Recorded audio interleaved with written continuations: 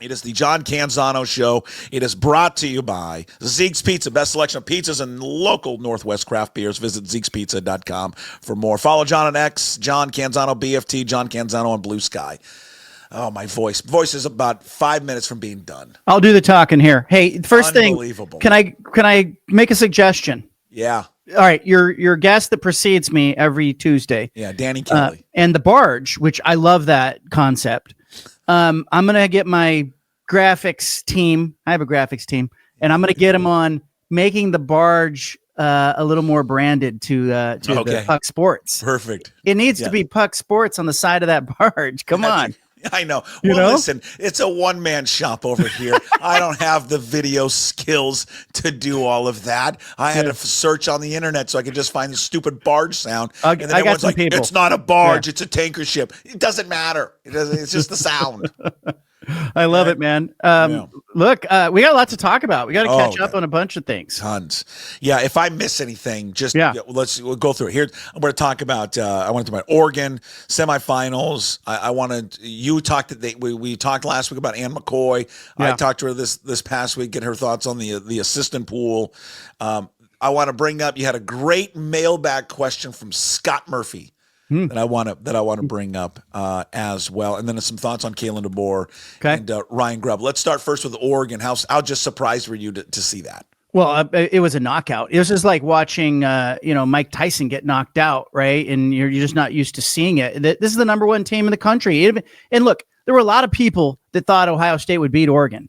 And Oregon was an underdog in this game, but not like that. Not 17-0, then 34-0. The game was over 10 minutes into it, and it was a coaching clinic. Ohio State's got great players. Oregon's got great players, but Ohio State's players were put in position time and again in that game to take advantage of what was going on the field. It was Chip Kelly with a second look at Dan Lanning and Tosh Lupoi, and Chip Kelly had his way. I mean, the very first play of the game, Puck, they know Oregon's going to be in cover 3. How do they know? Well, they played them last time, and Chip Kelly's going, hey, this is what they did on first down last time, and they just ran off those defensive backs. They snuck a tight end out. They dumped the ball off. The tight end caught the ball 11 yards downfield. He ran 19 more yards before anybody touched him. 30-yard pass play to start the game. It was the only catch of the game for that backup tight end. You know darn well Chip Kelly had game planned and schemed that and said, all right, scripted, that's play 1 for us because we know what they're going to be in. They had 9 plays that were explosion plays. 9 plays accounted for 270 yards. Those big chunks, it was embarrassing for Oregon, obviously, but I thought Chip Kelly embarrassed Tosh Lupoi. It was just a total mismatch of a coordinator who had called a bunch of games and schemed against a bunch of teams, matched up against a guy who's a really good recruiter, but just not there yet when you talk about X's and O's. Does it then now just reaffirm some people's belief when looking at Dan Lanning and Tosh Lupoi? Hey, great kind of front men, great recruiters, but are they good coaches? Yeah, it does, and it tells me that Oregon needs to take some of that money that it's putting into coaching staff and it's putting into the NIL collective, and now is going to share revenue with players. They need to take some of that money and go out and get some coordinators with gray hair. And Will Stein on the offensive side, he had nothing. He had nothing, to combat what Ohio State was doing defensively. And Tosh Lupoi, same thing. And so the problem in today's college football is a program like Oregon. This isn't new, right? They hired Willie Taggart because he could recruit. Then they promoted Mario Cristobal because he could recruit. There were coaching problems in each of those staffs, and now there's a coaching problem with this one. When Oregon has the better players, Puck, they go out and they win. It's easy to call plays. We're clearly better than you. We can call plays. But when you get into a game against Ohio State, or even the game against Penn State in the Big Ten Championship, Penn State moved the ball at will against Oregon. They have problems in those games. They also have problems in the third quarter. If you look at their third quarter all season long, it was the worst quarter for them from a statistical standpoint, from a scoring differential standpoint. They struggled in the third quarter because opposing coaches, who are good coaches, maybe don't have the talent that Oregon has, were making adjustments, and Oregon was having some trouble adjusting. So I really look at this game against Ohio State and I say, gosh, Dan Lanning's got a great first punch when he's got the best players. But when you get him into a situation where Ohio State had seen 4 quarters of Oregon earlier in the season, they knew what Oregon was going to do, and they watched him against Penn State in the championship game. Ohio State just came out and had a better plan. They executed it. What do you think Phil Knight's reaction is? Disappointing. I looked for him at the game. I did not see him. I don't know if he's under the weather. I did not see him on the sideline. I didn't see him anywhere. And so I think he has to be disappointed. He'll talk about wanting to get to a Rose Bowl. He'll never say a national championship is the thing. But we're talking about a guy who's going to turn 87 years old here. And he's poured $1 billion into the University of Oregon, $1 billion with a B, academically and athletically. That there's a huge investment there. And so there is this unspoken sort of pressure to get him a national championship. And when you get that close with a team that had been ranked number 1, team that was the 1 seed in the playoff, I get it. There's problems with the seeding and the bracket. But when you get to that point and you go, okay, we've got to win 3 games to win it all, it's within sight, right? And so I think there's tremendous disappointment. Knight's never going to say it. Dan Lanning's never going to say, we feel like we let Phil Knight down. But, he's not getting any younger. I'm watching him during the Big Ten championship celebration, and he's emotional, and you can tell it means something to him. So I have to think tremendous disappointment. They just laid an egg in that setting. And it reminded me of something Chip Kelly told me years ago when he was at Oregon. He had been promoted from Delaware, right? Or from New Hampshire, where he was game planning against schools like Delaware. And Oregon was playing Ohio State in this Rose Bowl years ago, and Chip was the coordinator and called the play caller. And I said to Chip, how different is it to scheme against Ohio State or to scheme against Delaware? And he said, it's the same. It's all the same. You're just looking to exploit the defense, put your guys in position to succeed. And man, did he do that. And Phil Knight, I have to wonder, has got to be looking over and going, should we have been hired? Should we have hired Chip Kelly? Like, if he was available as a coordinator, should that have been a move that Oregon made? And would Chip Kelly have taken that job, given that Ryan Day and Chip were, pupil and mentor? Really just a lot to unpack there. And Ohio State looks suddenly unbeatable. What do you think Kelly's next step is? College? Or does he want to go back to the pros? I think he sits tight. I think he is. He's been to the NFL. He's seen the pressures of it. Unless there is a perfect situation where somebody's willing to give him total autonomy, let him go out and build the roster. That was a real problem in Philadelphia and in San Francisco for him. He didn't have his guys, couldn't get the NFL players to buy into kind of his, I want to control how you eat, I want to control how you sleep. He's treating them like they were college kids. I think Chip's really happy to be in a situation where he doesn't have to recruit. He can just game plan on the back of a napkin.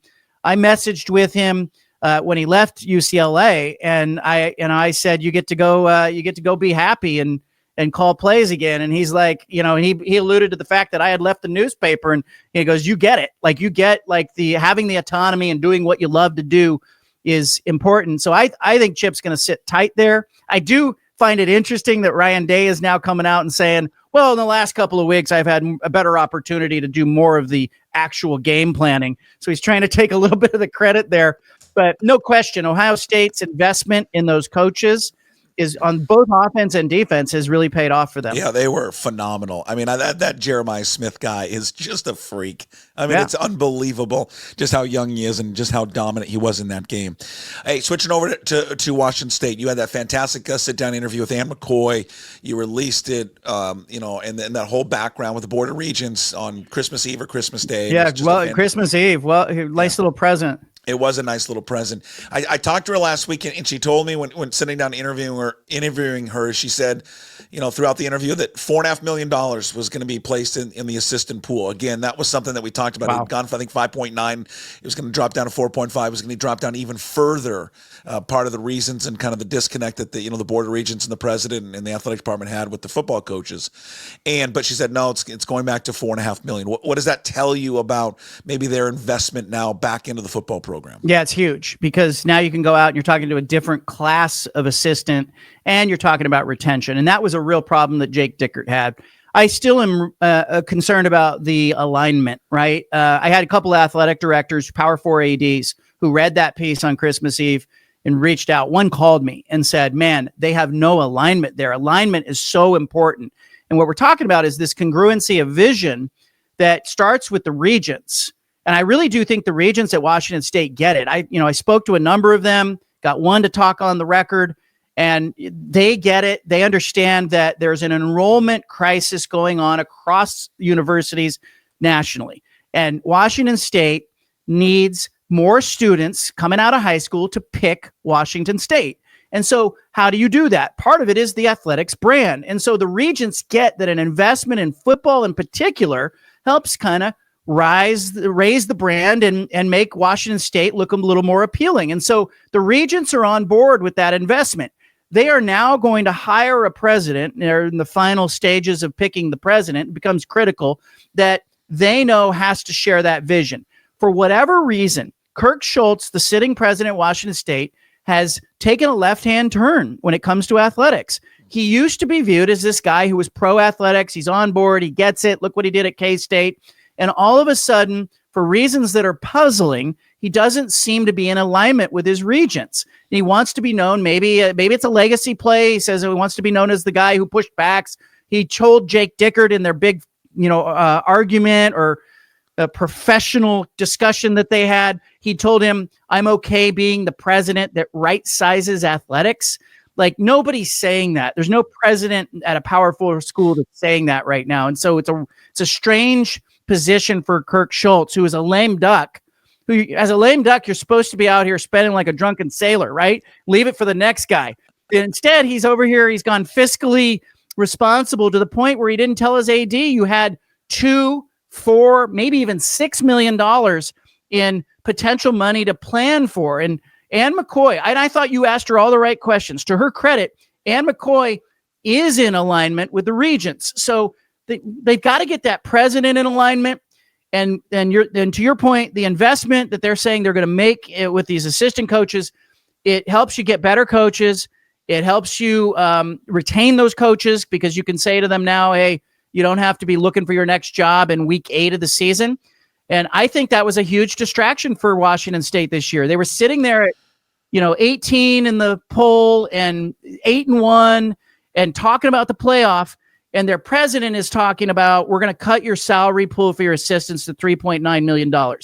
That's not congruency of vision. There's no alignment there. And I have no doubt that was a distraction down the stretch for Washington State. And I think it cost them. What's the revenue split that Oregon State and Washington State get from the Rose Bowl? They get it for the next 2 years, this year, next year? $100 million. And they get that as part of it. It was called it was an equivalency payment. So in order for the Rose Bowl to be part of the CFP, there was an agreement where the Rose Bowl would pay the Pac-12 because the Pac-12 used to feed into that game. And it was a $50 million settlement that the Rose Bowl is giving Oregon State and Washington State $50 million this year, $50 million next year. It was 150 total. So they did 50 last year as well. And that was split by all the members. Mm-hmm. But because there's only 2 members now, Puck, that's 25 mil for Oregon State and Washington State each. And I know we talk about it like it's this war chest. And, I get Oregon State and Washington State officials who tell me, pump the brakes on the war chest thing, like making it seem like we have all this money to spend. But they do. They've got that, that money is going to offset what they won't get in media rights money. And so it's a huge advantage for them. And it's part of that $255 million settlement because the schools that walked away from the Pac-12 were really hoping that they were going to be able to split that $100 million over the next 2 years. And they're not. They didn't get it. The Pac-12 got it. Oregon State and Washington State get to keep it. So each school's got $50 million over the next 2 years, this year and next year. What are they going to spend it on? I mean, we talk about all the issues that Washington State has, and I'm sure Oregon State's got the same thing. How are you able to spend that any way you want? I don't know. I think it's up to each campus. And I do see differences in what Oregon State and Washington State are doing. Oregon State is saying we're going to continue to spend. We're not going to cut our budget. We're going to fund like we're a Power 5. We are a Power 5. We believe in that. Washington State, very different mentality. You saw $11 million trimmed from their budget. Then you got a president who's not following the directives of his regents. He's been told, go find $2 million. He didn't do it, didn't even inform his AD. completely different mindset. But keep in mind, this isn't like an extra $50 million each, right? This money is part of that $255 million settlement that came from the Pac-12 members departing. $65 million of that was the departing 10 members who are paying over this period here, just year and a half, 2-year period. They're paying $65 million. I was told originally by Teresa Gold, the Pac-12 commissioner, that the 65 was being set aside to help acquire schools like Boise State, San Diego State, whatever. So now at 190 total. Now, 100 of that is this Rose Bowl equivalency fund, right? So the other 90 million is CFP payments, it's NCAA tournament units, it's stuff like that, and revenue from other sponsorships and stuff that was coming in. So, you know, if you really look at it, there's a big chunk that it will go towards the operations of the Pac-12, but you look at the budgets, you know, that, and we'll get those 990 forms at the end of the year. We'll be able to see how Washington State allocated the money. My sense is that Washington State is going to say, hey, we're just going to use that money operationally. We cut our budget. We're getting less support from campus. While Oregon State is out being really proactive, saying we need more student fees. They went to the state legislature in the state of Oregon. They got $10 million this year towards their athletic budget. Oregon State being much more proactive and much more aggressive. And I really would encourage the regents at Washington State and the new president, when they get in there, to not view athletics as something that can be cut. This isn't like, and I was told by Kirk Schultz, the president there, the current president, hey, I get it. You want us to go all in on athletics, but if we do that, what do we do with the College of Business? What do we do with the College of Engineering? I can tell you this. If you don't have business and engineering students enrolling, you don't have a business and engineering program, and you need athletics for your brand. Hey, did you watch, great points. Did you watch the FCS championship game, North Dakota State and Montana State? Yeah, what a great game. College football. It is. It was the most purest form of college football. And why do you think the College Football Playoff Committee will just take a look at the lower level and go, they've got it right, how they do all of it. Why don't we just model it after that? Yeah, even what I mean, like, have all the games on the home campuses of the higher seed, get to the championship game, and have it at the same spot every single year. I would advocate for the Rose Bowl. If they want to come up with something else, fine. So it gives you every year a destination. Hey, the road to the it's perfect. Road to the Rose Bowl. Love it. Brandon. And, FCS does it every year at Frisco, Texas. I just think it's such a better format than asking alumni and fans to be like, well, you got to go spend money here. You got to go to this site. Then you got to go to this site. Then you got to go to this site. Who can afford all that? Yeah. No, they can't. And I talked to a lot of Oregon fans on the way to the Rose Bowl who were saying, hey, we didn't go to the Big Ten championship game because we wanted to go to the Rose Bowl. And then, they were fretting about, if they go to the Cotton Bowl, I'm going to miss out and I'm not going to be able to go to Atlanta. Fans have to pick a trip. You can't expect every fan to go every round. I mean, it's, there's thousands of dollars to go to these games, not to mention the tickets. But, the argument for a long time, Puck, was, hey, these are student athletes. We don't want to take them out of class. Guess what? NAIA and Division III are doing it. The kids at Linfield are making it. Like, why can't you figure it out? And so I do think it eventually will creep towards that. You're going to see, but the real answer is television. Television has been reluctant to, do anything that isn't in its best interest. The ratings come out for these quarterfinal games. The lowest rated game involved Boise State, which is the team coming from the smallest market. And I could hear the executives at Fox and ESPN going, well, see, only 517,000 TV households in Idaho. That's why that game was the lowest rated. No, just give us the best football games. Give us compelling football. We'll all watch it. We'll consume it. We'll devour it. I was looking at Montana State, North Dakota State, and I was thinking, gosh, this is real. This is real football. And I think the FCS has a real chance to kind of turn into something like, the College World Series in Omaha. If I'm FCS, I get about branding that as, traditional football. And And I think you could take a bite out of what is happening with the CFP. It was awesome. It was old school football. It's cold. When you look, they pan. It's not a big stadium. You pan to the crowd. It's nothing but North Dakota State fans, Montana State fans. There's no stupid Dr. Pepper halftime show.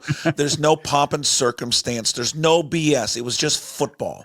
And then it was old school football. You got two quarterbacks that rushed for over 100 yards. You've got each of these teams had like 19,000 tight ends that I think could play in the NFL. It was unbelievable. Yeah. It was like a throwback to what football used to be. And the coach, the winning coach of North Dakota State said, after the game, hey, we just have a lot of guys, committed to the program, had big deals to go elsewhere, and they wanted to stay here. It was very refreshing watching the top FCF schools have found an angle too, because the schools at the FBS division have fewer scholarships available for high school athletes. And so there's a bottleneck there. And, even talking with Big Sky Conference coaches who were telling me I'm getting better players than I ever got before at the FCS level. And they feel like they have a chance to retain them because they get them for a year and they sell them on the idea, hey, come to us for 2 years. And if you're that good and you have an opportunity to go to a D1 big time D1 school, then you go and you have our blessing. But at least they're getting a shot to get the kids, and it's much the same angle that Jake Dickert was taking at Washington State, because there are some schools that you look at signing day, they're not taking high school kids anymore. Yeah. You had a great question. And again, we're going to come to the end of this. And then if I miss anything, you bring it up. You had a great question in your mailbag section that you do every single week there at johncanzano.com. It was from a reader, Scott Murphy. And it was great. He goes, I don't understand, because the knock against moving the transfer portal is if you move the transfer portal later, you can't do it because semester schools have already started. So you can't do it because then the kids can't transfer in to the new school because school's already started. And Scott asked, well, but when a coach leaves or gets fired, all those kids have a 30-day window from that point to transfer anyways, like Washington State. So kids will be can leave the portal even after the semester has started. So why can't we move the portal then? They already make the exception now. Yeah. Why don't we just make it after the bowl games and everything is completed? Yeah. And guess what? The truth is the schools often make exceptions. Anybody who's been around, an administrative office at a university knows that, they can get kids in late. They can get you in a week late. They can get you in 10 or 12 days late. Yeah, you don't want to join in the middle of the term. That's unrealistic, but they can get you enrolled in enough units to make you a full-time student. They've got online courses. They have a variety of offerings in the athletic department and the physical education, and with physical education friendly professors that will get you students enrolled and get them in. They do a great job giving advantages to students that play sports. They have early enrollment. They have a tutoring facility. They have academic advisors that are dedicated to the athletes. It would be very easy to onboard athletes late, which bites into the argument that you have to open the portal the day after the championship games and you have to kill the bowl season. I think you could move the season a week or two earlier. You could start the bowl season as soon as possible, start the bowl season immediately after the championship games. And I think, you're still going to get some guys who sit out because they go, hey, I'm out anyway. I don't want to be here anymore. But the idea that you have to allow the student athletes time to get to campus is nonsense. I have seen some wild things done and some wild exceptions made for athletes that, arrived late, needed to be on campus. Oregon brought in Richie Incognito years ago. I don't know if you remember Richie, but he had thrown a kid against a wall at Nebraska, done some horrible things. Oregon got him enrolled. Like they brought him in the spring, and then 3 days later, Richie did something bad and they got rid of him. But it was this idea that there's so much structure. Yes, they want to sell that publicly. They're academic institutions. They probably don't want the blowback from their professors. They are enrolling people late, but I've got a kid who is a senior in college this year. They're adding and dropping classes in the first week. Like there's movement anyway. So it's nonsense. It's really an illusion of this academic structure. The truth is, if they want a kid bad enough, the football program wants them, they're going to get that kid in and they're going to get him enrolled. A year ago today, literally 12 months ago, Kalen, DeBoer, and Ryan Grubb were the hottest names in college football. And maybe football. DeBoer, a couple weeks, about a week after, like January 7th, they play the game on January 8th, takes the Alabama job. They're 9-4. The seat's warm. If he does that again, he's probably going to get fired. Ryan Grubb got fired yesterday. It's amazing, isn't it? It's just amazing how different you view those two in 12 months. Yeah. And look, and somebody asked me, did DeBoer make a mistake? Will he have buyer's remorse? And maybe he will. But let's think about what he was facing. He was gonna have a rebuild anyway at Washington. He didn't have Michael Penix Jr. He was gonna lose his coordinator. Grubb was gonna go, and DeBoer was making $4.2 million his last year at Washington, and he goes to Alabama. He gets a 10-year deal at more than $10 million a year. So this was a financial decision for DeBoer that was a no-brainer. Even if Washington had stepped up and said, hey, we're going to bump you to $6 million or $7 million, he's still going. He's facing a rebuild at Washington. He knows that Nick Saban's running for the hills at Alabama, because the dirty little secret is Saban knew he wasn't going to have the best team anymore, got to the playoff and was like, time for me to go. Mm-hmm. I can ride out here and not end up one of these guys that, ends up, ranked 18th and winning 8 or 9 games and everybody's mad at me. And so Saban beautifully exits. DeBoer takes the job. Now, I don't think his seat is scorching hot like some out there believe, partly because I know Greg Byrne, the athletic director at Alabama. Byrne is tied at the hip with Kalen DeBoer. I mean, if DeBoer goes, I think Byrne's in trouble. And so I think right now, Kalen DeBoer, yes, I'm curious to see what he does next year. He's got to get Alabama in the playoff. That's the expectation at Alabama. But I don't think it's scorching hot. I think this is a case of a guy who's in his first year. Look at the other first-year coaches around the country. A lot of them struggled. A lot of them struggled to replace players that left, jumped in the portal. But I still think if, Ryan Grubb is leaving you and you're going to double your salary and then some, I think most of us are doing that. All right, what did we miss? Did I miss anything? I got something that's on my mind lately. A couple got? Things.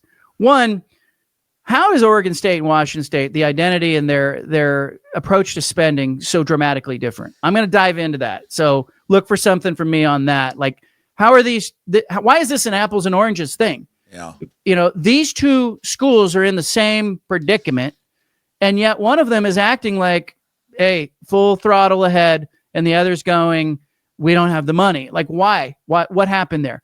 That's the first thing. The second thing, president, though. Yeah. I just feel I think the president has probably a lot to do with that.